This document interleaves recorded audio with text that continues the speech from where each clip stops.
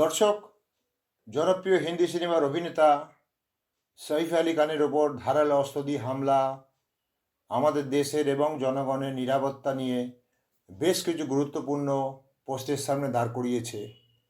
প্রথমে ঘটনার সংক্ষিপ্ত বিবরণ দিয়ে তারপর নিরাপত্তা বিষয়ে আলোচনা করব এবং ফাইনালি সমাধান সূত্র প্রদান করব। 16ই জানুয়ারি রাত 2:30 সইফ আলী খানের বান্দার অ্যাপার্টমেন্টে অজ্ঞাত পরিচয় হামলাকারী সইফের ছেলের ঘরে ঢুকে যায় এবং 1 কোটি টাকা ডিমান্ড করতে থাকে। যখন সইফ আলী ঘরে ঢোকে, সঙ্গে সঙ্গে হামলাকারী সইফের ওপর ধারালো অস্ত্র দিয়ে কোপাতে থাকে। সইফ বিনা অস্ত্রে হামলাকারীর সাথে লড়াই করতে থাকে এবং ফাইনালি হামলাকারী পালাতে বাধ্য হয়। কিন্তু এই অল্প সময় হামলাতেই সইফের শরীরে একাধিক ক্ষত সৃষ্টি হয় এবং সারা শরীর রক্তে ভেসে যায়। সইফ সেই অবস্থায় নিজের ছেলে তৈমুরকে নিয়ে একটা অটোরিকশা করে নিকটবর্তী লীলাবতী হসপিটালে পৌঁছায় এবং এমার্জেন্সি ওয়ার্ডে ভর্তি হয়ে এমার্জেন্সি বেসিসে অস্ত্রোপচার চলে।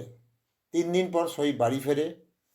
সিসিটিভি ফুটেজে দেখা যায় যে একজন হামলাকারী মুখে কাপড় বাঁধা অবস্থায় 12 ফ্লোরে হেঁটে হেঁটে ওঠে এবং নামার সময় দ্রুত গতিতে নামতে থাকে এবং সেই সময় মুখে কোনো কাপড় বাঁধা ছিল না, যা পরে কিনা পুলিশের শনাক্ত করতে সুবিধা হয়। ঠিক 3 দিন পর হামলাকারীকে মুম্বাই পুলিশ অ্যারেস্ট করে এবং ইনভেস্টিগেশন শুরু করে। ইনভেস্টিগেশনে যেটা জানা যায় সেটা শোনার পরে কেন্দ্রীয় স্বরাষ্ট্র দপ্তরের মাথায় হাত পড়ে যায়। হামলাকারী একজন বাংলাদেশি মুসলমান, তার নাম মোহাম্মদ শরীফুল ইসলাম। সে একজন অবৈধ বাংলাদেশ অনুপ্রবেশকারী, যে কিনা একটি হিন্দু নাম নিয়ে বিজয় দাস ভারতের বিভিন্ন জায়গায় শ্রমিকের কাজ করছিল। এটা জাস্ট হিমাশৈলের চূড়া মাত্র। 1971-এর পর থেকে কমপক্ষে ভারতে 1 কোটি মুসলমান বাংলাদেশি অনুপ্রবেশকারী ভারতে বসবাস করছে। কারণ আপনারা জানেন, এখন সরকার হিন্দুদের জন্য সিএএ চালু করেছে, সেই জন্য বাংলাদেশি হিন্দুদের ভারতের নাগরিকত্ব পেতে কোনো অসুবিধা নেই। পাকিস্তান থেকে সেইভাবে কিন্তু কোনো পাকিস্তানি নাগরিক ভারতে অবৈধভাবে বসবাস করে না। কেবল বাংলাদেশ থেকেই অনুপ্রবেশ করে চুরি করে ঢোকে এবং এখানে কয়েকটি পলিটিক্যাল পার্টি এদের জাল পাসপোর্ট এবং আধার কার্ড করিয়ে দেয়, যার ফলে অবৈধ বাংলাদেশ অনুপ্রবেশকারীদের ভারতে টেকার অন্যতম মেন কারণ হলো 400 কিলোমিটার বর্ডারে কোনো ফেন্সিং দেয়া নেই। কেন্দ্রীয় সরকার আমাদের রাজ্যের কাছে একাধিকবার আবেদন করে ফেন্সিংয়ের জন্য রাজ্য সরকারকে জমি দেওয়ার জন্য। দেশের নিরাপত্তার জন্য কোনো রাজ্য সরকার জমি দিচ্ছে না। তাহলে কি রাজ্য সরকার চাইছে বাংলাদেশ অনুপ্রবেশকারীরা অবৈধভাবে ভারতে বসবাস করুক? আপনাদের মনে হতে পারে রাজ্য সরকার কেন এই বিপজ্জনক খেলা খেলছে। এটা বাংলার সবাই জানে এবং বোঝে। যদি এই ব্যাপারে আপনাদের স্পেসিফিক কোনো প্রশ্ন থাকে আমাকে কমেন্ট বক্সে জানাতে পারেন।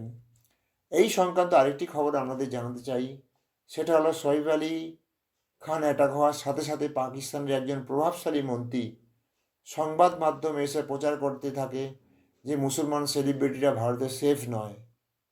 কিন্তু বাস্তবে যেটা দেখা গেল যে মুসলমান সুপারস্টারকে একজন অবৈধ বাংলাদেশ মুসলমান অনুপ্রবেশকারী নৃশংস হামলা চালায়।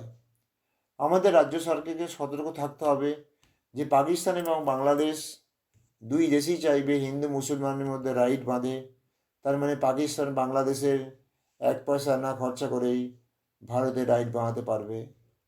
অপরদ্বীপে বাংলাদেশ মিডিয়া, যাদের কিনা সম্পূর্ণ জামাত বাহিনীর ইনস্ট্রাকশনে চলে, তারা কিন্তু সইফ আলীর ওপর হামলা নিয়ে কোনো খবর প্রচার করছে না।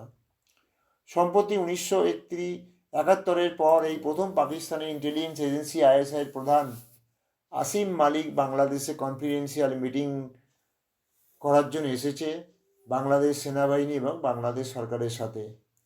আরও একটি খবর জানাই, সেটা হলো বাংলাদেশ পাকিস্তানের কাছ থেকে 40,000 কিলো আরডিএক্স কেনে এবং আরডিএক্স কেবল বম ব্লাস্ট করার জন্য ইউজ হয়, সেনাবাহিনী কোনো কাজে লাগে না। আমার মনে হয় পাকিস্তানের আইএসআই বাংলাদেশের জমি ব্যবহার করে কলকাতা এবং গুয়াহাটিতে বড় ধরনের বম ব্লাস্ট করাতে পারে। সেই জন্য রাজ্য সরকারকে আমার তরফ থেকে কিছু সাজেশন রইল, এবং সেগুলি হলো এইরকম: নাম্বার 1, চিরুনি তল্লাশি চালিয়ে অবৈধ বাংলাদেশি অনুপ্রবেশকারীদের চিহ্নিত করে আইসোলেট করতে হবে। নাম্বার 2, ফেন্সিংয়ের জন্য কেন্দ্রীয় সরকারকে জমি প্রদান করতে হবে, যাতে দ্রুত ফেন্সিংয়ের কাজ শুরু করা যেতে পারে। নাম্বার 3, ফিরাত, কুনাল, সিদ্দিকি এবং কল্যাণ এদের কমিউনাল কথাবার্তা বন্ধ করার নির্দেশ দিতে হবে। যেসব রোহিঙ্গা আমাদের রাজ্যে বাস করে তাদেরও খুঁজে আইসোলেট করতে হবে। যদি কলকাতাতে কোনো বম ব্লাস্ট হয়, বিজেপি তার ফুল অ্যাডভান্টেজ নেবে এবং আমরা সরকার কিন্তু পড়ে যাবে। সুতরাং সইফ আলীর কেস কিন্তু আমাদের একটা শিক্ষা দিয়ে গেল। এখন সরকারকে সেইভাবে কিন্তু কাজ করতে হবে। আজকের জন্য এই পর্যন্ত। যদি ভিডিওটা ভালো লাগে একটা লাইক দেবেন, আর আমার চ্যানেলে যদি নতুন হয়ে থাকেন তাহলে চ্যানেলটিকে সাবস্ক্রাইব করে পাশে থাকা বেল আইকনটা ক্লিক করে অলে ক্লিক করবেন। জয় হিন্দ, বন্দে মাতারম।